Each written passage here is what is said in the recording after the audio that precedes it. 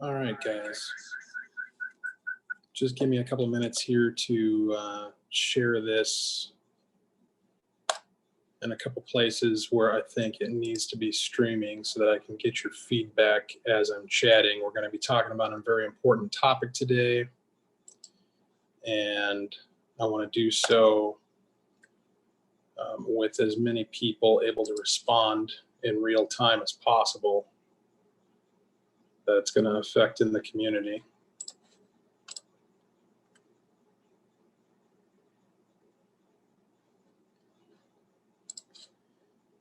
So this should be fun. I have never tried live streaming a discussion about public policy related to the city of Albertville and my role on the city council before, and opening it up to live feedback. So this should be something else. And as part of any live scenario, there are likely to be interruptions from time to time.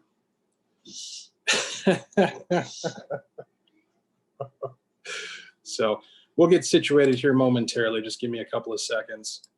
I'll tell you what it is that we are going to chat about and what it is that you can expect to happen on Monday here in the city of Albertville in Minnesota.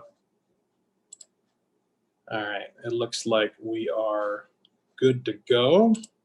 Let me just double check and then bring up what it is we're here to chat about. Okay, so what are you watching? Why am I here? Why am I live streaming right now? To cut to the chase, there is going to be a discussion at the next meeting of the Albertville City Council on Monday, May 18th. And the topic of discussion is going to be the reopening of Albertville effectively. And we'll get into the particulars of what that means and how that works, and how it differs from what Governor Walz announced earlier this week with his, as he put it, turning of the dials to gradually reopen the state and let people know when they can go about living their lives again. We'll get into all of that momentarily, but I just wanted to, at the top of this discussion, let you know what it's about. That's what it's about, whether or not we ought to enforce Governor Walz's executive order within the city limits of Albertville. So backing up a little bit, let me introduce myself for those of you who I suspect most of you do not know who I am. I am a sitting city council member here in Albertville. My name is Walter Hudson. I previously served on the city council between the years of 2013 through 2016, 4-year period, one term. And I was recently, in the past couple of months, appointed to fill a vacant seat that came up on the city council, and that term ends at the end of this year. So that's who I am. That's why I'm the one who's talking to you about this. Now, it is pretty unusual. I don't know that there's a whole lot of precedent for a city council member to live stream an announcement and kind of host a pre-discussion regarding something that's going to be talked about in an upcoming city council meeting. The reason why I'm doing that is because, there's this assumption in local government, in all government really, that if people don't protest, if people don't speak up and loudly say whatever their opinion is, then they must be consenting to whatever it is the city is doing or any level of government is doing. And of course, that's not true, right? We all live busy lives. We're all adults. We have many responsibilities to family, to employment, to civic organizations. And we're just going about living our lives for the most part, all things being equal. And we're not necessarily, just because a city council agenda gets published, which this agenda for this Monday will be published today, just because that agenda gets published doesn't mean that you know what's on it. And there's a certain rational presumption that the types of things that a city council is going to be talking about are relatively routine things, the paying of bills, the consideration of budgets, planning and zoning, relatively mundane yet essential topics, not necessarily things that are going to have wide sweeping effect upon your daily life. This is an exception to that, obviously. We're going to be considering, hopefully, I hope, going to be considering a non-enforcement resolution saying that we as a city will not be using any of our resources to enforce Governor Walz's stay-at-home order. That's obviously a significant policy step, a significant expression. And so it makes sense to me to put that out there in a more specific and wide-reaching fashion. That's why I'm doing this live stream. So let's talk about why. Why is it time to have this discussion? Why challenge the governor at this point? Especially in light of the fact that, hey, we're reopening, right? We found that out earlier this week. Come next Monday, there's going to be a limited reopening in the state. Retail shops are going to be able to reopen at, I believe it's 50% capacity or something along those lines. And the current talk is that at the end of the month on June 1st, they'll be reopening bars and restaurants and such. Well, if this is going to be happening anyway, then what's the point in going into a non-enforcement consideration here on May 18th? Well, the reason why, I think, is twofold. One, there are businesses that can't afford to go another couple of weeks without revenue, that are already struggling, that may not make it. There are a lot of people's lives who have been put in tremendous amount of pressure and economic hardship as a result of the governor's actions, and merely waiting to get the green light from the state to do what many other businesses have been able to do from the start. And that's another thing that we'll get into here a little bit later. Just doesn't make a whole lot of sense to me. But the primary reason above and beyond that is that I think we need to, and not just as the city of Albertville, but as cities across the state of Minnesota and as counties across the state of Minnesota, we need to step up and we need to make it known that this is not going to be a precedent. This is not something that we're going to be doing again and again and again. Anytime there's some seemingly plausible rationale for the governor, male or female in the future, one person, to decide whether or not every single human being living in the state of Minnesota can go about their life, can make choices to choose to engage in relationship and engage in business with other people. That is not something that we're going to allow going forward. And so by pushing back, even now, as the governor turns the dial to let us get back to our lives, supposedly, it's important to put forward a significant political expression that says, this is not going to happen again. It was not okay this time, and it will not be allowed going forward. That's why I think we need to do this. Now, let's talk a little bit about how it is that we got to where we're at now, because obviously this has been going on for a couple of months, and in the course of those couple of months, why wait until now, right? That's a question that's been put forward. It's interesting the responses you get to a thing like this. On the one hand, you get criticism for supposedly endangering people by allowing them to live their lives. And on the other hand, you get criticism for folks who don't think you're being rambunctious enough in terms of tossing your rhetorical weight around. Why wait until now? Well, I think it's rational and fair and proper even to give the benefit of the doubt to those whom we've elected to public office in emergency situations. Emergency situations, by their very nature, that is to say, set of circumstances that requires immediate action, urgent action. Those are circumstances where you don't have time to deliberate. You have to act now. And in those circumstances, you need to take certain things for granted. And so at the beginning of this scenario, when we were told that we had a high degree of potential deaths to expect here in the United States, here in Minnesota, we were told that we needed to stay home in order to flatten the curve. You remember that terminology? And we'll come back around to that. When we were told that this was something that needed to be done and needed to be done now, and most importantly, it was going to be in short duration. It was 2 weeks to flatten the curve, was what we were originally told. Here it is 2 months later, right? When you're dealing with an emergency situation, you have to give the people who are sounding the alarm the benefit of the doubt. You don't have the luxury of being able to question their rationale or question their premises. But the more time that goes on, the more opportunity you have to do exactly that, to ask, well, why did you sound this alarm? What's going on? Well, can I see what you're looking at? On what basis are you making these decisions? And as we've had the opportunity to do that as a populace, a couple of things have become clear.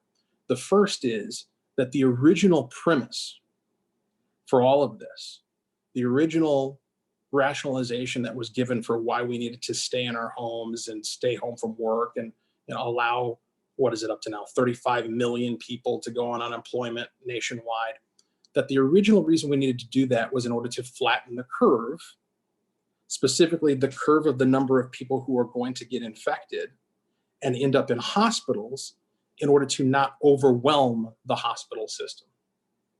That's what we were told. Now, what we've seen in the subsequent weeks is that by doing that, we've actually caused the very harm that we were supposedly supposed to avoid. And by that, I mean hospital systems now find themselves having to furlough people and having to scramble financially in order to stay afloat. And these are going to be systemic problems that last well beyond a full reopening of the economy. Their capacity to help us, which is what they're there to do, has been harmed by the fact that we've kept quote unquote non-essential patients out of these hospitals. And so the object that we were trying to get after, the purpose we were trying to secure by staying at home, saving the hospitals from being overwhelmed, has actually caused the hospitals to be overwhelmed by the consequence of our decision. That's number one. The other aspect of the original premise that obviously has not proven to be true at all is how deadly this virus is. At the outset, the models, and let's just pause to recognize what a scientific model is, what a model tells us. A model is a prediction. Models predict the weather, right? And how accurate are those from day to day? Models will only tell you what they're told to tell you. It's a garbage in, garbage out scenario. And I don't mean for 1 minute to impugn the motives of the people who've been putting these models together, but they are human beings subject to making errors. And it's very clear at this point that what the original models were telling us regarding the lethality of COVID-19 were incorrect. I mean, we were told that 3 million people were going to die in the United States in the beginning, and that number has dropped significantly. And it's gotten to the point where you have some people who are saying that this is not going to be significantly more deadly than the seasonal flu, and also that it's potentially going to be a part of our lives indefinitely as the seasonal flu is. This is just going to be another illness that we're going to have to find a way to live with, as opposed to being able to solve outright. And when we get into our discussion on Monday, I'll be happy to present information where I'm getting the information that suggests as much. So the original premise for the shutdown has been proven incorrect. The effect of the shutdown has caused the very damage it was meant to prevent.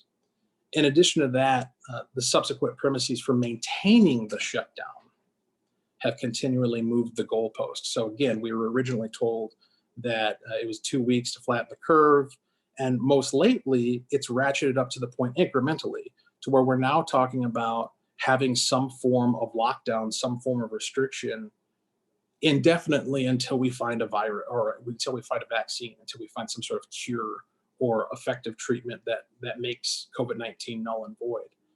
Well, you can't set a condition like that that's indeterminate and uncertain and expect people to just hunker down indefinitely until that happens, or to significantly change their lives.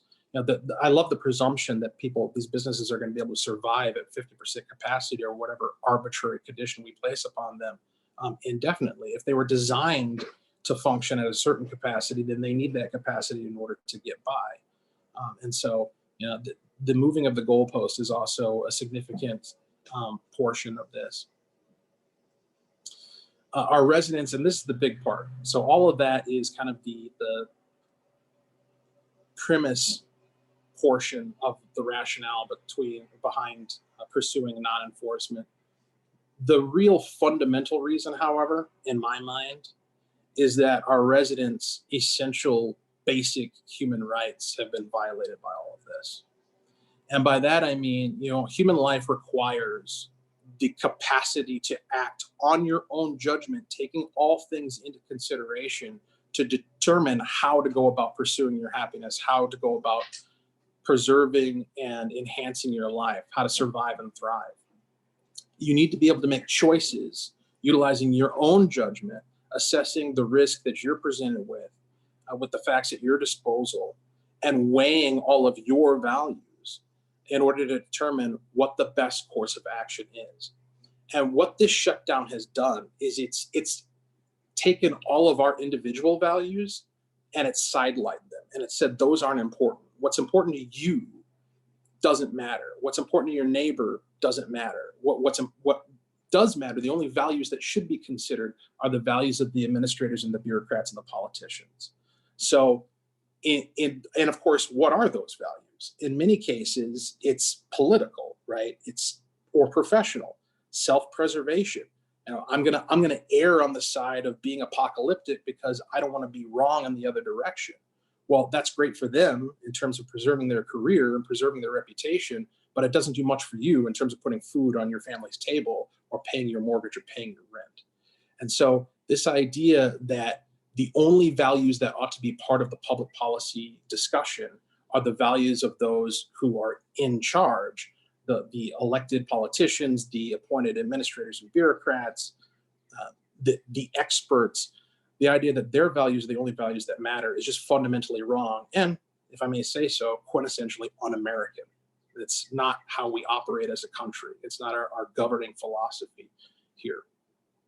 And so, I'll talk a little bit about the practical side of this, of considering a non-enforcement resolution from the perspective of, the little city of Albertville, right, here in Minnesota. What's the point? I mean, we're just a city council, right? And why step up and say, we're not going to enforce this? It's not really going to change anything, is it? Well, to an extent, it won't. We don't have the authority to override the governor.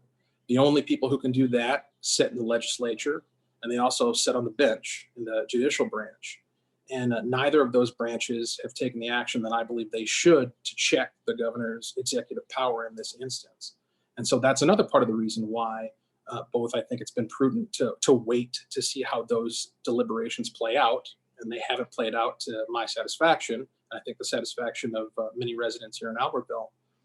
And then also we're at a point now where if action is going to be taken, it falls on we little people in the city councils and the county boards of the state of Minnesota. And so that's why it's appropriate to take this action. Now, it's fair to say that the state order or the stay-at-home order is still going to be in place whether or not we choose to enforce it here in Albertville or not. Ultimately, I don't know exactly how this works out, and this will be part of the conversation that we have on Monday. And I hope a lot of you will be watching to our virtual city council meeting on Monday.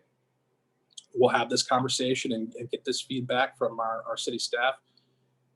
But I believe it may depend upon the Wright County Sheriff to either respect our wishes or not. I mean, this is a resolution. This is not an ordinance that we're considering. So, there's still a lot up in the air in terms of what the actual practical effect of something like this would be. There is the potential for political blowback. There's potential for retaliation from the state and state agencies, from the governor's office. There's the potential for all sorts of social and political fallout from taking an action like this. In my view, it's nonetheless worthwhile for the reasons I outlined at the beginning, which is that we need to establish that we are not going to take this. We are not going to just submit to a claim of authority, one person claiming that they have unilateral authority over the lives of every single resident in the state of Minnesota to determine whether or not we work or eat or pay our mortgages. No, you don't get to do that. And so that's the ultimate practical effect of moving forward with this is only to express that in a way that gets heard, then it will have been successful. And so I hope, obviously, well, maybe it's not obvious, but I'll just say for the sake of letting you know. I take my obligation as a city council member seriously to objectively deliberate and consider policy within the context of the discussions we have in those meetings. And so I am open to feedback on either side of this. I'm open to hearing why we shouldn't do it. I welcome all of that feedback and criticism and affirmation, anything in between, information. You know, this is not a decision that has been made, but it is a decision that I think does need to be discussed. And again, that'll be happening this Monday on May 18th. Let me check and see if there's been any feedback, questions.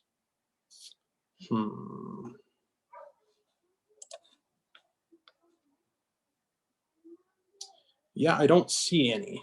So if there is any questions or comments that pop up in these threads that I'm looking at here, I'll come back, or I'll make another video, or maybe I'll just engage on the threads themselves and address those questions. But I want to end here this discussion with a video, if I can manage to bring it up. Just bear with me here. This is not something that I do every day. A video that is from one of our neighbors to the south down in Farmington, where they were considering a similar resolution. And what this is this is a rally that I believe took place at their city council or their city hall. And this is a business owner who is sharing his experience and discussing why it's important that this type of action be taken. So let me see if I can get it up here for you guys.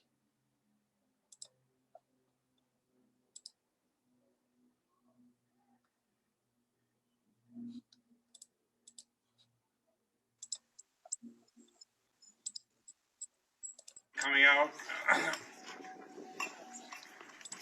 really means a lot. Actually, a lot more people here today than I thought would show up. So really appreciate coming out.